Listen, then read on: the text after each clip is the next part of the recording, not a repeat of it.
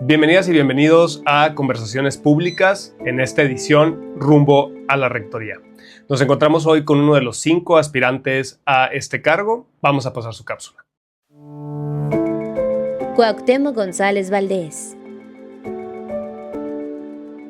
Es profesor titular en el Departamento de Psicología y Ciencias de la Comunicación de la Universidad de Sonora, con estudios de maestría y doctorado en la Universidad de Málaga y más de 26 años de experiencia en docencia e investigación, especializado en la historia de periodismo multiplataforma y desarrollo de cibermedios, conferencista a nivel nacional e internacional y autor de múltiples publicaciones. Amplia trayectoria en administración académica universitaria en la Universidad de Sonora y experiencia profesional en distintos medios de comunicación en México.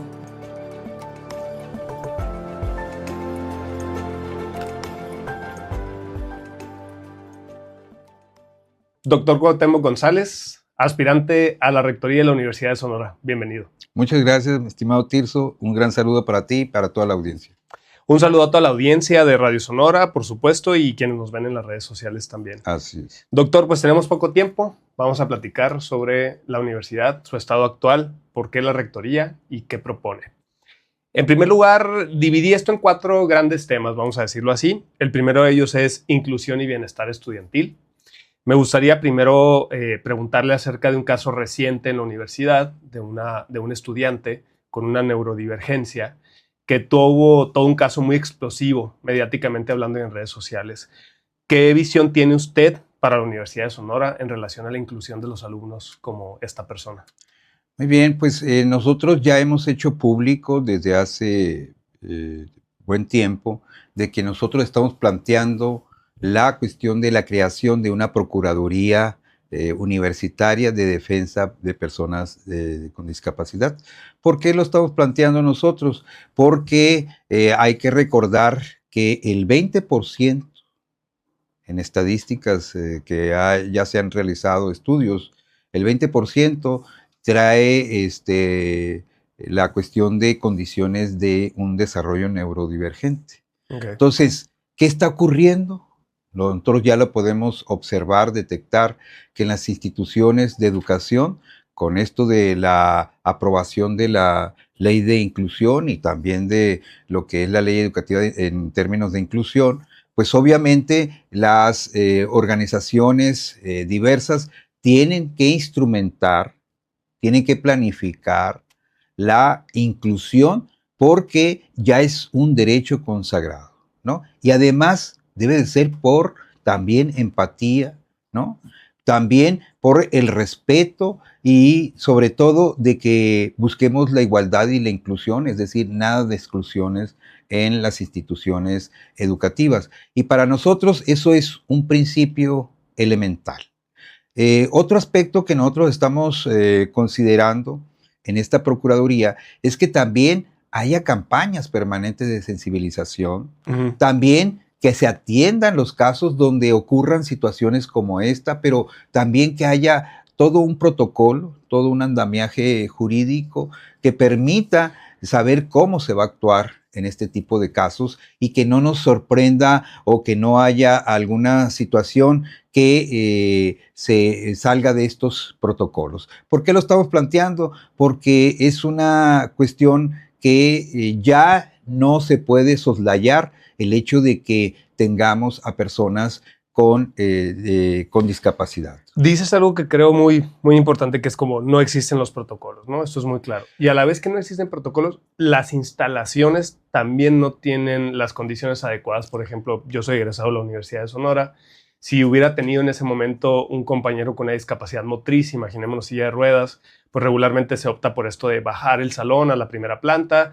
Pero hace días en redes sociales veía una denuncia, por ejemplo, de un estudiante en silla de ruedas que los maestros no querían bajar el salón por, no sé, quizás porque el maestro también tiene alguna condición de movilidad. ¿Qué hacer con las instalaciones de la universidad que nunca se hicieron pensadas en estos nuevos derechos? Sí, hay que recordar que pues, la universidad fue fundada en 1942 y que muchas de sus instalaciones no corresponden a lo que es una infraestructura inclusiva, ¿no? Ujú. Entonces, por ejemplo, está para las personas débiles visuales, ¿no? Personas que también, como tú bien lo mencionas, que tienen dificultad para psicomotriz y cuestiones de traslado o transporte o movilidad. Y en ese sentido, nosotros tenemos que tener presente que una institución, en función a esa infraestructura, se debe ir acoplando, debe ser empática, debe ser sensible. Y te puedo decir que sí hay algunas áreas en el caso de la Universidad de Sonora, donde sí existe esta infraestructura, pero el asunto es que Los debe espacios ser, más nuevos.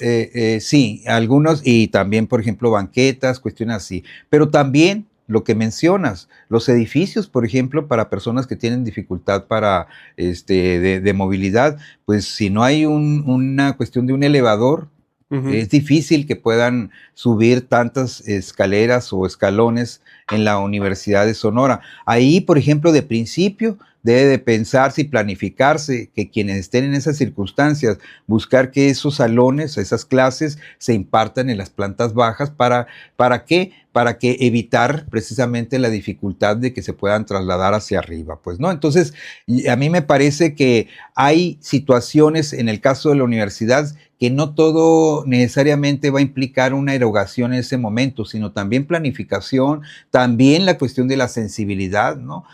Por ejemplo, nosotros detectamos en varias áreas ahí de la Universidad de Sonora, particularmente en SICOM, donde, por ejemplo, sí se cuenta con un elevador, pero para un edificio, pero Ya. para otros no. Y en uno de los casos está, por ejemplo, vacío, está el cascarón.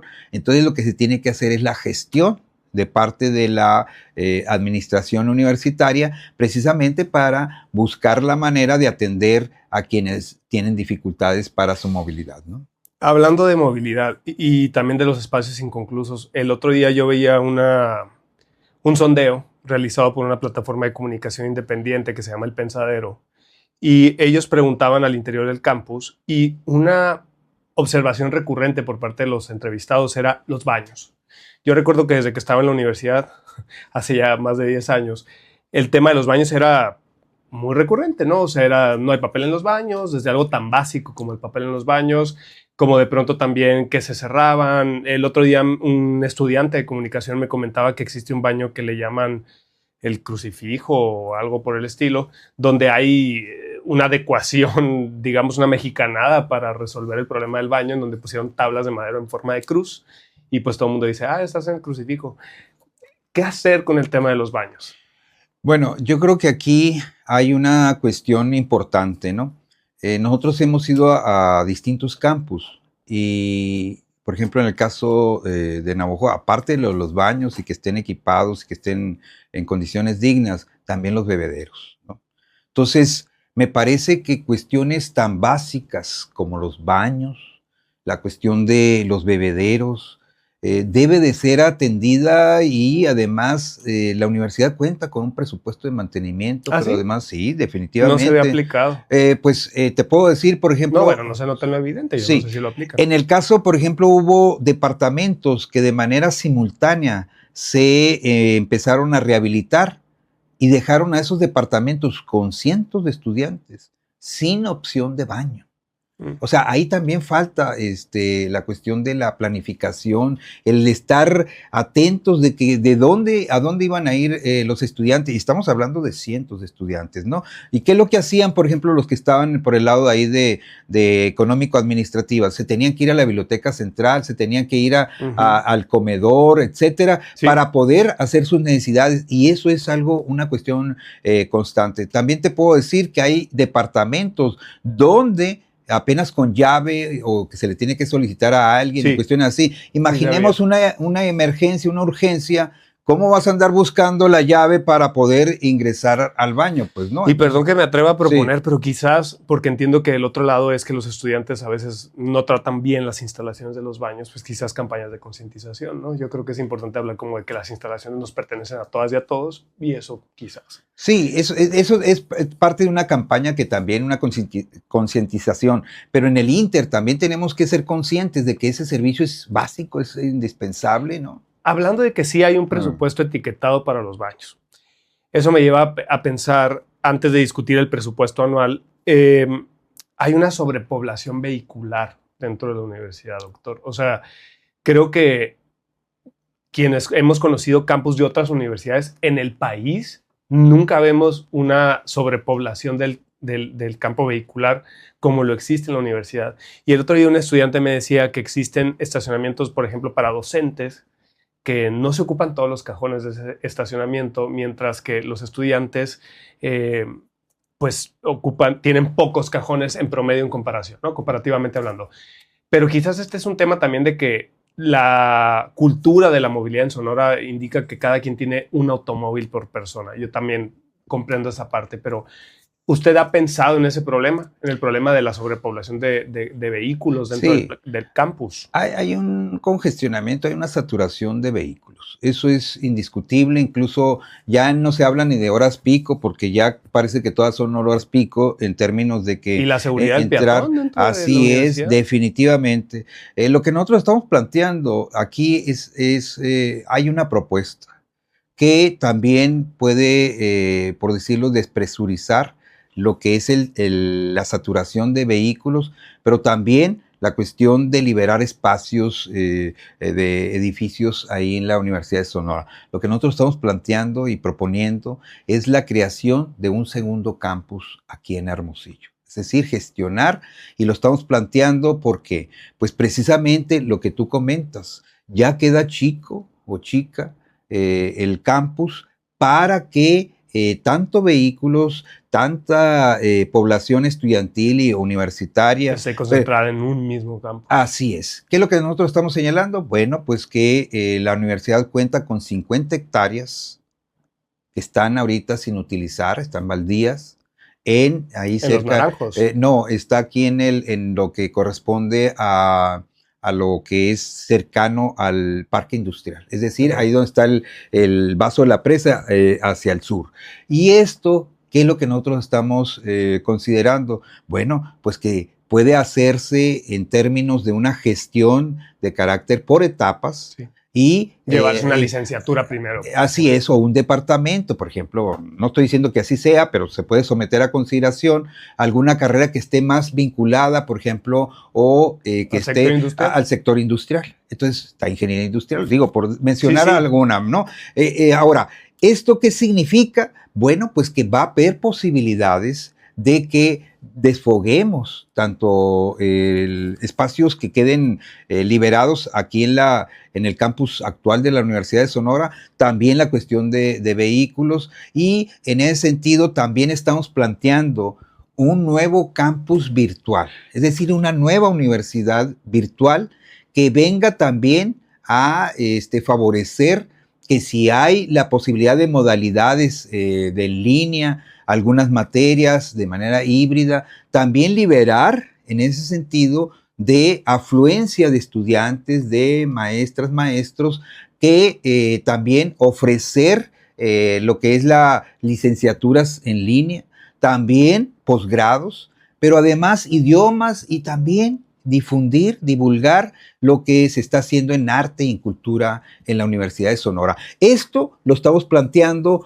como un proyecto integral para que también dar cabida a que la universidad, en esto que estamos señalando, que está creciendo en su matrícula, en términos de que ya los edificios ya resultan saturados, entonces tenemos que pensar que la universidad tiene que crecer más. Y en ese sentido estamos proponiendo como un proyecto integral el nuevo campus físico, pero también el campus virtual. Y en ese campo virtual también tenemos que contemplar cómo resolver el asunto de la eficiencia en términos de trámites, porque también son engorrosos tanto para investigadores, docentes, se lleva mucho tiempo en cuestiones administrativas que en las funciones sustantivas. Entonces estamos hablando de ahí de un gran potencial para la Universidad de Sonora en lo que estamos comentando en este caso. Y en ese campus virtual estamos hablando que también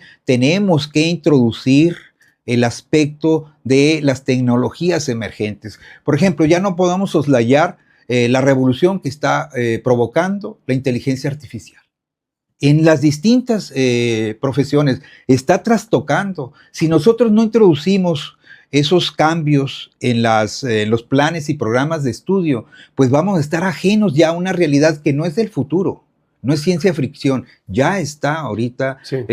funcionando esta inteligencia artificial y a grandes pasos. Nosotros estamos retrasados en ese sentido, la Universidad de Sonora y otras instituciones, pero particularmente la universidad, estamos rezagados desde hace buen tiempo. Te puedo decir que tenemos 59 licenciaturas en términos de oferta educativa en la Universidad de Sonora y también tenemos 57 posgrados. Pregúntame si hay un solo programa o dos que estén en línea. Hay uno solo. Y eso no puede ser posible. Ahora, Sí. es muy interesante ese diagnóstico que hace, cómo incorpora la parte del desarrollo tecnológico. A mí me hace todo el sentido. Sin embargo, el periodo de rectoría es de 5 años. Sí. A partir de la reforma a la ley 4. Así es. Y que, por cierto, pues es lo que abre este proceso democrático. Y en ese sentido, usted habla de presupuesto para invertir. Y Sí. sabemos que regularmente la discusión por el presupuesto para la Universidad de Sonora pues es de jaloneo. Hay una parte política dentro de ese rector de la universidad, totalmente política. Usted tiene experiencia por la parte sindical. Creo que eso pues quizás le da una visión de cómo se puede entrar a las negociaciones. Y esas negociaciones no entran solamente en el ámbito presupuestal para, por ejemplo, la creación de un nuevo campus, sino las revisiones salariales. Sí. Año con año se hace la revisión salarial de ambos sindicatos y un tema o un estigma con el que carga fuertemente la Universidad de Sonora son las huelgas. Hay muchísimas personas dentro del estado de Sonora que antes de pensar en inscribirse en la Unison, piensan mejor en inscribirse en una universidad de paga que quizás no tiene tanto prestigio académico y que para sus familias representa sin duda un gran sacrificio económico, pero que prefieren eso por la estabilidad que les garantiza el poder terminar su carrera en un plazo determinado que les promete la universidad de paga, a la incertidumbre que puede generar el posible estallamiento de una huelga.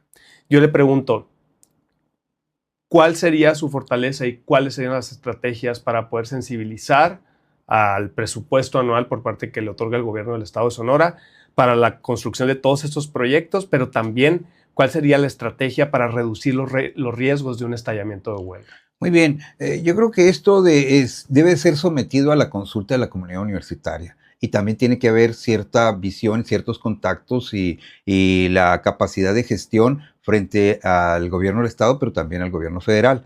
Lo que te puedo decir es que también incluso la Universidad de Sonora cuenta con muchas propiedades, bienes inmuebles en Sonora, no solo en Hermosillo.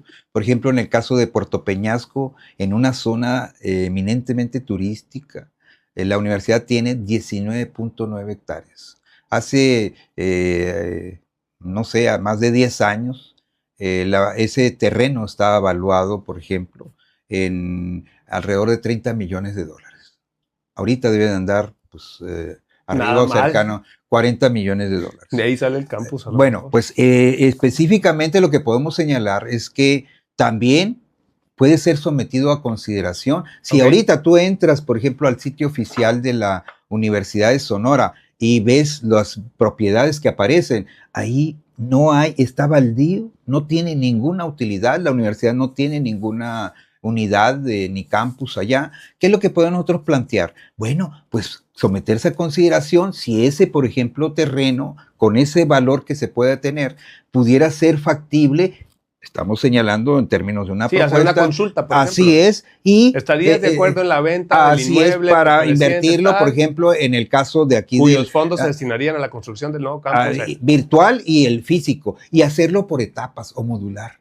¿Por qué? Pues porque como tú bien lo comentas, pues, o sea, uno se puede comprometer a lo que es 5 años, pero después quién sabe. Aquí yo te puedo decir que sí se puede lograr las primeras etapas, por ejemplo, con esa alternativa, pero también hay que tener voluntad, también hay que tener visión para ese tipo de cuestiones y en ese sentido, en la medida en que se consulte y se participe y haya un consenso, podemos lograr impulsar, por ejemplo, en este caso, la universidad virtual, para estar en la vanguardia en términos de educación en línea, pero también con un espacio, un campus físico que permita también resolver el problema de saturación de vehículos y también que ya estamos saturados en edificios, que si quieres construir algo vas a tener que sacrificar ya sea espacios deportivos o bien espacios verdes, y lo cual pues eso redundaría en que no estamos siendo conscientes de que también los seres humanos necesitamos esos espacios. Huelgas. ¿Cómo reducir el riesgo de huelgas?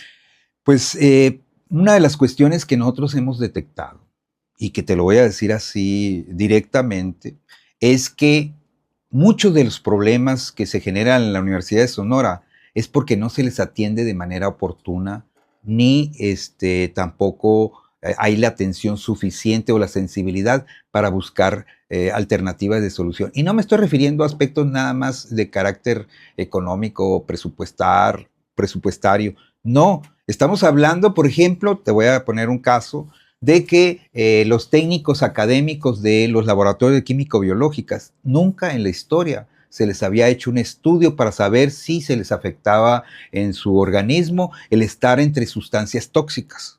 Se les hizo el estudio y resultó que al menos 4 personas tenían arriba los niveles. ¿Qué es lo que se planteó ahí? Bueno, que lo ratificara, se hizo un planteamiento al ISTESON, hizo de nueva cuenta el estudio y resultó que sí estaba en lo correcto.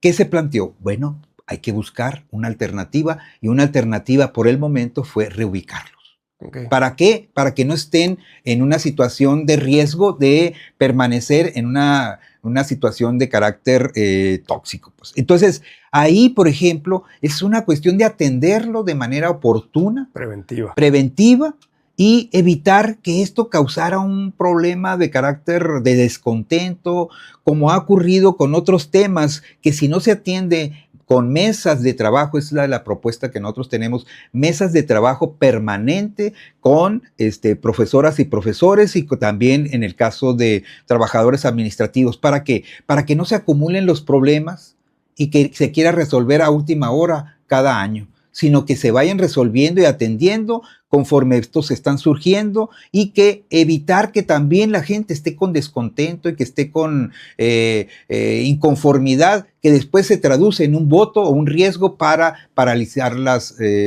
actividades en la Universidad de Sonora. Tiene que haber voluntad. Sí. O sea, prevenir el posible estallamiento de conflictos. Doy un salto cuántico porque nos quedan pocos minutos. Sí. Y para nosotros como medio público estatal esta era una de las preguntas fundamentales y tienen que ver con los medios universitarios. Yo ayer lo escuchaba en una entrevista que dio a Librar Radio y usted comentaba algo que yo no tenía por certeza, que es la pérdida de la concesión del Canal 8, de la televisión universitaria. Y platicando con algunos trabajadores de Radio Universidad, han hablado de un gran descontento, sobre todo a partir de que Radio Universidad cambió de adscripción en esta administración de la actual rectoría. Es como sumamente lamentable que la gran casa de estudios de formación de comunicadores en el estado esté desatendiendo y poniendo en riesgo las concesiones de operación de la radio y la televisora de la universidad. Usted es alguien que se mueve en ese mundo. ¿Qué hacer con los medios universitarios en caso de que usted sea rector? Definitivamente es un rescate. Así tenemos que hablar. Un rescate de los medios universitarios, fortalecerlos. También hay que recuperar.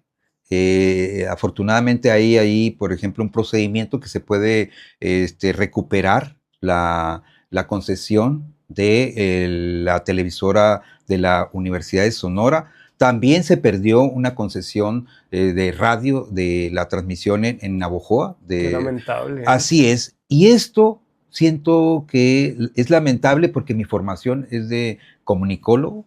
Y por eso a mí en ese sentido me parece algo que me duele que se haya desatendido de esa manera a los medios universitarios. Entonces estamos planteando, uno, rescate, fortalecerlos y en ese sentido también gestionar que la universidad de nueva cuenta tenga la concesión de televisión y lo que se perdió en el caso de Navojoa. Eso es lo que yo te puedo comentar, pero también tenemos que hacer ahí, fortalecer la estructura, porque también se ha jubilado personas, se han retirado y no se han ocupado o sustituido esas plazas, las cuales afectan al buen funcionamiento de los medios universitarios.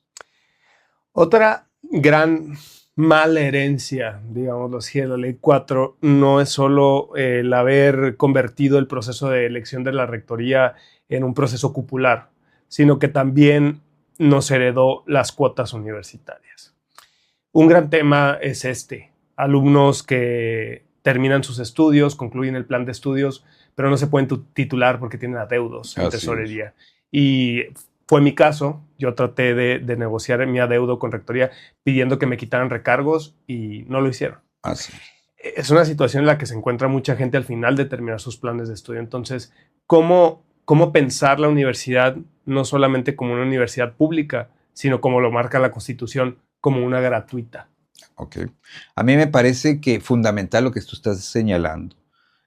Hay adeudos acumulados en la universidad de estudiantes, que son decenas de millones de pesos.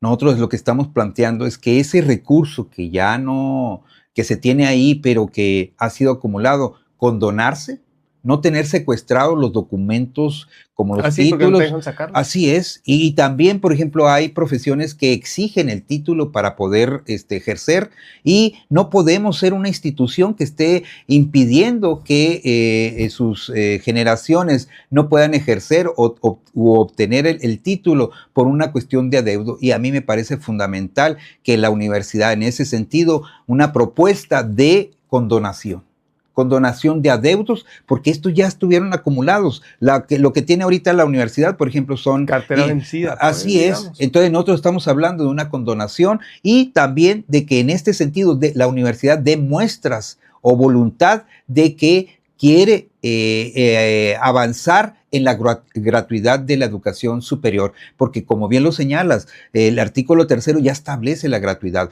Lo que en la universidad tenemos que hacer es que avanzar, dar pasos en ese sentido, y puede ser por gestión, pero también el asunto de ver, por ejemplo, que el gobierno federal apoye con el fondo que se tiene planteado para irlo haciendo por etapas. Y te voy a decir algo, la Universidad de Sonora, la rectoría debe tener lo que se denomina capacidad de gestión, contactos y todo esto. Pero hay un asunto que nosotros estamos señalando y que nos parece que se debe de conocer. Uno, la Universidad de Sonora ha sido reprobada en su manejo financiero por parte del ISAF, que es el organismo fiscalizador, sí, claro, de los organismos públicos.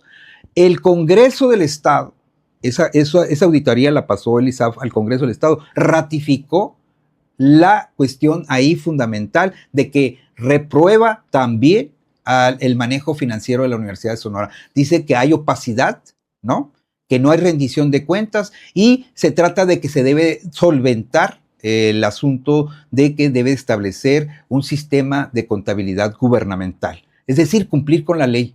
Si tú vas a gestionar recursos a nivel federal, a nivel estatal, ¿qué es lo que te van a decir? Y ya lo dijo la presidenta. ¿Qué dijo? Que efectivamente hay para apoyar a las instituciones de educación pública superior del país, pero también debe haber transparencia y rendición de cuentas, no debe de haber opacidad. Y que además esos recursos deben de ir a las 3 funciones sustantivas: la docencia, la investigación y también a la vinculación. Y la universidad, también dijo nuestra presidenta, que no debe de ser ese recurso que se destina a las universidades públicas para engrosar lo que es la burocracia, sino debe de ir a esas funciones sustantivas. Entonces nosotros lo que estamos planteando es primero solventar, es decir, resolver e instrumentar y cumplir con la ley para que la universidad pueda, y su rectoría, nueva rectoría, pueda hacer la gestión con autoridad moral, pero también legal, de haber cumplido con la ley, y que en el futuro lo hará para estar gestionando mayores recursos. El tiempo en radio pasa muy rápido. Así Tenemos 1 minuto, 6 preguntas en las que usted solo puede responder una palabra, máximo una frase. Rita Plancarte. Es una rectora por primera vez mujer. Ley 4. La ley 4 pues ya fue derogada. Químicos. Químicos son parte de la comunidad universitaria. Unison. La universidad, gran prestigio, pero tenemos que fortalecerlo. Rectoría. La rectoría es una oportunidad de servir a la comunidad universitaria y también a la sociedad sonorense. Cuau. Cuauhtémoc González, para servirle. Muchas gracias, Cuauhtémoc. Esto fue Conversaciones Públicas, rumbo a la rectoría.